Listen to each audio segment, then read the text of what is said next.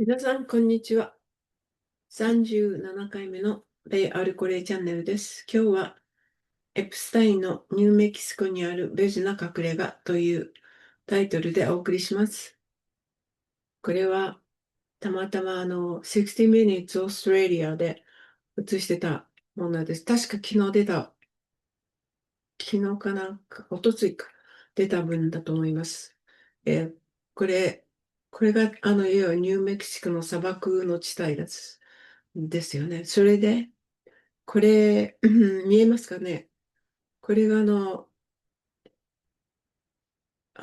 わゆるエプステインの隠れ家でゾロランチっていう、ゾロ牧場とも呼ばれている場所です。それで、音楽入っていたので、このビデオは音楽なしで流すために、バリュームをかなり低くしてます。もしかしたら、喋ってる声が聞こえる、少しは聞こえるかもわかりませんが、音楽も入れて、もう一度見直してみたいっていう方は、この YouTube で行って、60 Minutes Australia を書いて、そしたら、このタイトルで、Inside Epstein's Zorro Ranch っていうのが出てくるはずです。それで、これが一応、近くで、撮った家の様子、様子のようですね。これは要約だけです。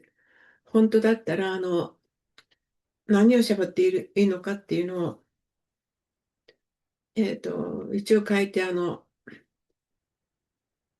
紹介したかったんですが、あまりにひどくて内容が、ひどくっていうか、ちょっとこれは、言葉では言えないなと思ったもんですから、それはもう今回は省いてあります。Anyway、ニューメキシコ州のゾロランチは砂漠のディズニーランドのように聞こえるかもしれません。実際それは架空の仮面をかぶった戦士にちなんで名付けられたのですから、しかし現実はそれとは対照的です。この遠隔地は実際には性犯罪者ジェフリー・エプスティンの隠れ家の一つでした。そして決定的なエプスタイン文書の公開に伴い、そこで起こった恐ろしい出来事についてさらに多く明らかになりつつあります。これが大体の、あの内容を大まかにまとめたものです。それでこの中では例えばエプスタイン、FBI がカバーアップしてるっていうふうに書いてあるんですけれど、皆さんに分かっていただきたいのは、今の FBI っていうのは、キャッシュ・パテルっていう人があの、やってるんですが、トップに立って。その前は全然違う連中で、その連中、例えば、バイデンの時の FBI のトップとか、あの、彼ら全部ドキュメントをFBI のビルディングのある場所に隠してたっていうのが分かったんですね。確か、何ヶ月前だったかな。それで、その袋の中に、公開したくないものを全部どうも入れてあったらしくて、それを見つけたのが確か、キャッシュパテルと、別な新しく入ってきた連中だったんだと思います。それで、キャッシュパテルが入って、FBI に入ってきた後、できるだけ多くの、いわゆるディープステートと言われる、に関係している FBI とか CIA の連中とか、DOJ の人たちとかいるらしいんですが、とにかくその連中を、その DC から全部出して、それからやめてもらうとか、そういうことがかなり人材を切って、それでやっと今の状況になってきてるはずです。それで、少しずつ多分、もっと、この人に、ジェフリー・エプスに対する、に関する、いろんな、今まで隠されていた文書っていうのは出てくると思われます。それでビデオの方に行きます。それで言葉はほとんど聞こえないかもわかりません。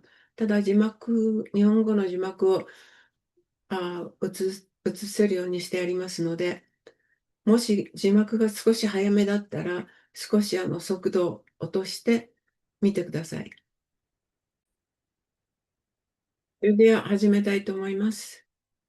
Coming up on 60 Minutes, What did go on at Zorro? So twisted and so dark. Jeffrey Epstein's mansion of horrors in the middle of nowhere. Some of the most heinous things that anyone could imagine. Place so evil, Both died by strangulation during rough fetish sex. no one could hear his victim's screams. He destroyed my life. That's next on 60 Minutes. The Zorro Ranch in New Mexico sounds like it could be a desert Disneyland. After all, it was named after the fictional masked crusader. But the reality couldn't be starker. The remote property was, in fact, one of sex predator Jeffrey Epstein's lairs.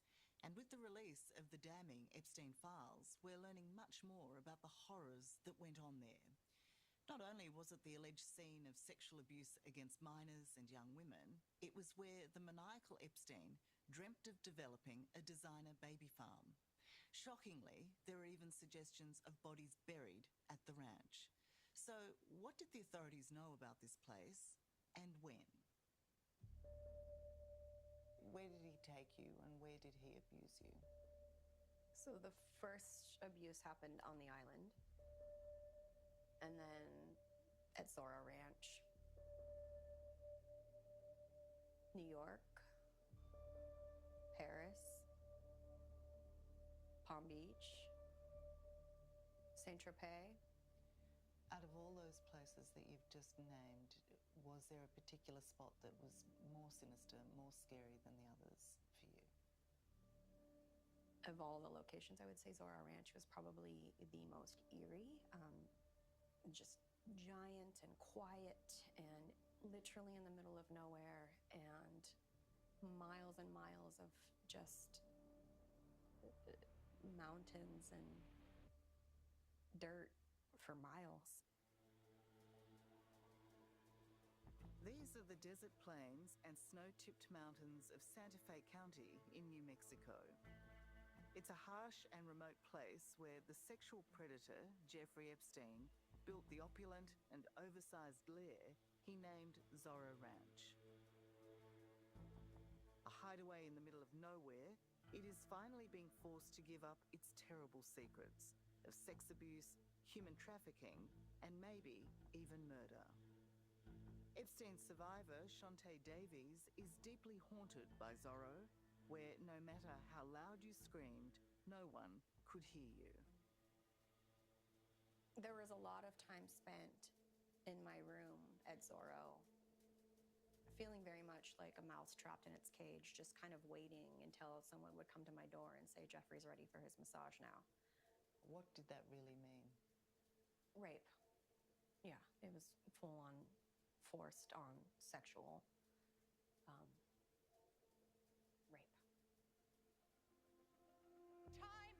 up.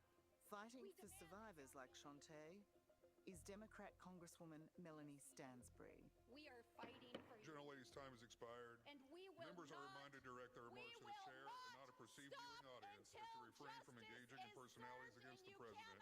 Pursuant to Clause 12A of Rule 1, the chair declares... She is one of a rare number of people to have seen the unredacted version of the Epstein files, and what she has seen and read has propelled her to action. There's certainly hundreds of allegations of women who experienced those really dark experiences. And so I think we're really dedicated to getting to the bottom of the truth of what happened in New Mexico and on that property. Authorities are now searching a ranch in New Mexico once owned by Epstein. Of all the Epstein properties, Zorro has been the forgotten strand in his evil web. But while the ranch has long been overlooked, it's feared it's where Epstein's worst crimes were committed. What was it that affected you so much? I think that for me personally, to read the firsthand accounts of the violence that was committed against survivors and detailed descriptions of the assaults that happened to them by both Epstein and Ghislaine Maxwell was truly chilling and dark.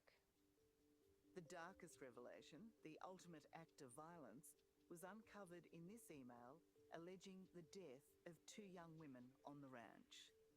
It's claimed to have been written by a former staffer there, a distressing tip-off forwarded to the FBI in 2019 that was seemingly never investigated. The email reads, "Did you know somewhere in the hills outside of the Zorro, 2 foreign girls were buried on orders of Jeffrey and Madam G? Both died by strangulation during rough fetish sex." Not nice to read. No. I was so alarmed by that particular tip that came into the FBI that I immediately contacted the New Mexico Attorney General to reopen a criminal investigation. And the way that tip was reported matched the pattern of other abuse and transport and trafficking of women, and that's why it raised alarm bells for me. It's a dark world where a tip-off like that could be considered real. You have to take it seriously. Yes, absolutely. The news that came through the release of the files that there had been bodies buried at Zorro Ranch was all news to us. And that really sent a shockwave of concern through our communities that how has this never been resolved? How do we know whether or not this had ever been investigated or closed? In response to the discovery of the disturbing email, New Mexico State Representative Andrea Romero is spearheading a specially formed Truth Commission to investigate the startling allegations as well as why the FBI kept them secret back in 2019. And then never prosecuted anything in New Mexico. They never did an investigation at the time that he was in operations here. It's hard for me to see that any justice was done. If the FBI didn't do it, what can we know? So absolutely, we're trying to pick up the pieces here in New Mexico. The first step has been to look for the bodies and to finally search the Zorro Ranch. Inexplicably, it's the one Epstein property federal agencies failed to raid upon his death. They have, at this time, conducted a complete and thorough investigation physically of the property, including imaging of all 7,500 acres of the property. They're right now doing a technical analysis of that imaging data to understand if it reveals anything. One of the things that's very odd is that there was still letters, there was handwritten documents, there were books, there were other things that were still on the property. And is it believed that that is evidence that could lead to further prosecutions? Well, what I can tell you is that New Mexico's Department of Justice is deeply committed to turning the Epstein files into Epstein trials. First recruited into the Epstein world by Ghislaine Maxwell, Shantae Davies was abused by the predator from 2001 to 2005. She remembers the rumours about the burial of the 2 unknown girls at Zorro. But there were also other terrifying and bizarre accounts shared with her by other victims. Girls waking up in sort of like a dark room with like a female doctor standing over them, feeling like maybe there is some kind of procedure that had happened that they weren't aware of. And I believe this is in the files. Sure, there's something in there about a baby actually being born. And then just disappearing, like Ghislaine taking it. I personally never witnessed anything like that, but I do remember overhearing conversations about trying to create the perfect baby, the perfect gene pool. And I know that there was sort of a hunt, if you will, for the perfect gene pool. Zorro was a wacky hideaway for Epstein and his cronies, and a place to enact their most freakish fantasies, including at one point a plan for a controversial designer baby and human cloning project. in which emails from the files show the maniacal Epstein was prepared to invest in as long as he remained anonymous. We were hearing some of the most horrible and heinous things that anyone could imagine. The allegations span everything from the harvesting of sex organs to allegations of women having forced abortions or forced pregnancies, or coerced pregnancies. I think when we think about the stories and the span of stories, it sounds fictional. It sounds like a horror film. And as the Epstein files reveal, men and boys were not spared, with Epstein accused of multiple rapes. A man actually claims that he met Jeffrey Epstein, was brought to the ranch, he was drugged, and he describes in detail a scene in which multiple young men were raped at the ranch in front of him after he was drugged. You hear about Jeffrey Epstein's penchant for minors and for young women, but not men. We haven't heard that before. Yeah, I mean, Jeffrey Epstein and Ghislaine Maxwell were serial abusers.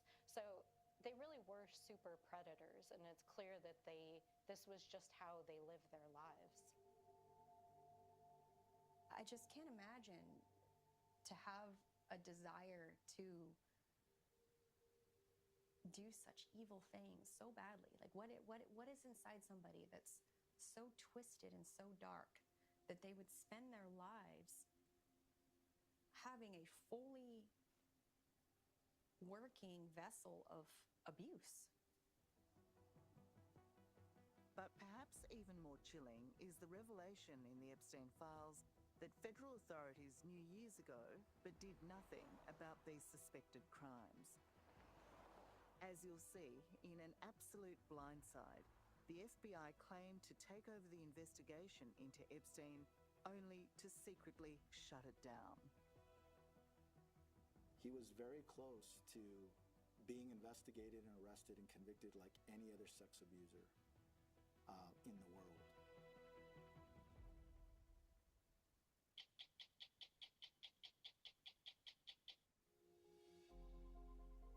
Strikingly remote and epic, Zorro Ranch, Jeffrey Epstein's former hangout in New Mexico, is undeniably impressive, unless you don't want to be here.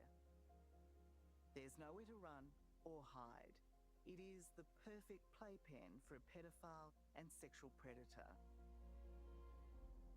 This abuse was horrific, but so was the cover-up. Hector Balderas is the former Attorney General of New Mexico. He's heading to the ranch to visit the roadside shrine honouring Epstein's many victims. In 2019, Hector and his state authorities were pursuing allegations made by underage girls. But he was forced to hand over his investigation to the federal authorities, who said they would handle it. Instead, they did nothing. And will probably be a tactical mistake that I'll live with for the rest of my life. We began really ratcheting up in early 2019. We began to interview a survivor and set up additional interviews, and we were immediately contacted by the Department of Justice in New York. They asked us to hold back on the interview and to stand down because they were concerned that we were going to secure a parallel interview in which a survivor could contradict themselves and that it might put the federal case at risk. So legally, it made sense for you to hand over your investigation to the feds? Legally, at that point, it was in the interest of the survivors that we were working with, yes. But thanks to the Epstein files, Hector has only just learned in 2019 the FBI knew but did nothing about the extraordinary allegation 2 young women had been killed and buried near the Zorro Ranch. To see that they sat on so many tips and didn't involve us to strengthen their investigation is very concerning. When there's a tip about dead bodies, the feds completely did a disservice by not sharing that information with us. In light of the fact that we had an agreement, and in light of the fact that we have communication indicating that we want to aggressively co-prosecute And even in my first 2019 letter, I indicate that we are willing to co-prosecute co-conspirators. It seems the death of Jeffrey Epstein in August 2019 spelt the end of the federal investigation into his crimes in New Mexico. In stark contrast, Hector was urging prosecutors to seize and search the Zorro Ranch, but they were stalling. It's alarming and severely unprofessional. They kept all of these conversations secret. I've never seen these conversations. Internal emails reveal they raised doubts they had reasonable grounds or probable cause to believe a crime had been committed. If there are tips that there are women buried on the property or near the property, then is that not probable cause to actually search the place? Yes, it is concerning that they would say in the fall of 19 that they don't have probable cause to enter his property in New Mexico. And I, for the life of me, I can't understand why you would leave New Mexico out. It beggars belief, doesn't it, when you consider that, you know, in Manhattan, the mansion was raided, on the island, the mansion was raided, in Florida, I assume in Paris. Why not in New Mexico? That's at the top of mind of so many people. At this point, it's an outrage that with all of these allegations piled up, how could this never have been even searched, even in any sort of basic inquiry? So our state government had asked to seize the ranch even while there was still evidence to preserve, and the federal government never did that. New Mexico State Representative Andrea Romero is the head of the specially formed Truth Commission. Alongside the Attorney General's office, her team is hunting Epstein's co-conspirators, something the federal authorities have so far turned a blind eye to. Do you expect this investigation, the two-pronged investigation in New Mexico, to lead to further prosecutions? Yes, you committed a crime here. We are looking to you, and we will find you. Do you have much faith? I really wish I could say yes. I would love to have faith and hope in anything at this point, but no. No, I don't. I mean, whoever it is that is covering up, whatever it is that they're covering up, has gone to great lengths to make sure it stays covered up. No, I don't think there will ever be a full disclosure of it all. So that opportunity, in your view, has been lost? Yes. Shantae Davies says she was trafficked to the ranch and abused there by Epstein many times between 2001 and 2005. Like many survivors, Shantae stayed as long as she did, both manipulated and terrorized in equal measure. I definitely was too afraid to escape on my own. I thought I would literally be the only one going against him if I did that, because everybody I met had nothing but good things to say about him. I met women who had been sent to medical school, women who had been sent to law school. All these women praised him. So in my head, I'm thinking, this man's abusing me, but I must be the problem, because all these women and all these men, they all love him. I was only 17. Shantae could only make the break when she learned her younger sister, Tila Davies, was also being abused.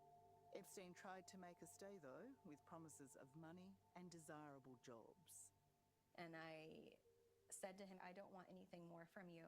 I know what's been happening with my sister, and I don't want anything more to do with you guys anymore. And he said to me, Shantae, life is about reality. It's not about dreams. And if you think you'll ever get anywhere in this life without me, you are very wrong. And he hung up on me. And that was the last we spoke or had any communication.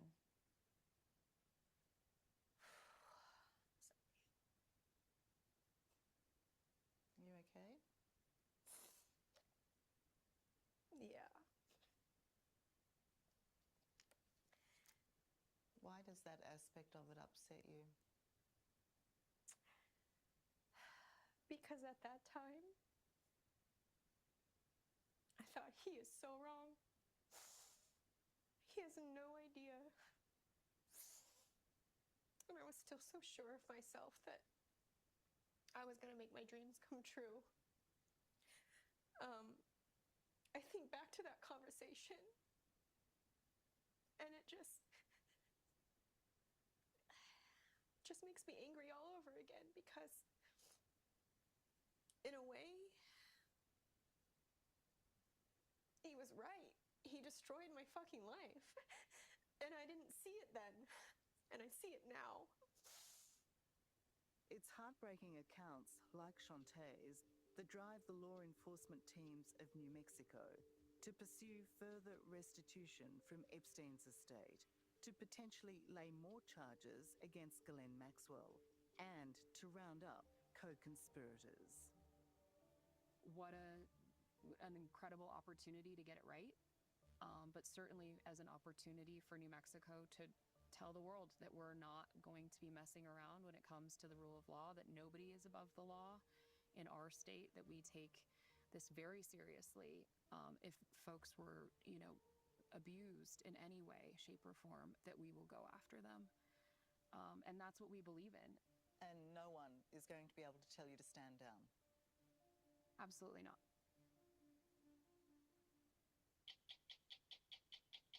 On this week's 60 Minutes podcast, Extra Minutes, why the Zorro Ranch was the perfect location for Jeffrey Epstein's evil. It strikes sort of fear into your heart when you see it's in the middle of nowhere, just surrounded by desert. Yep. So if you're taken there and you don't want to be there, it's a terrifying place. That's Extra Minute.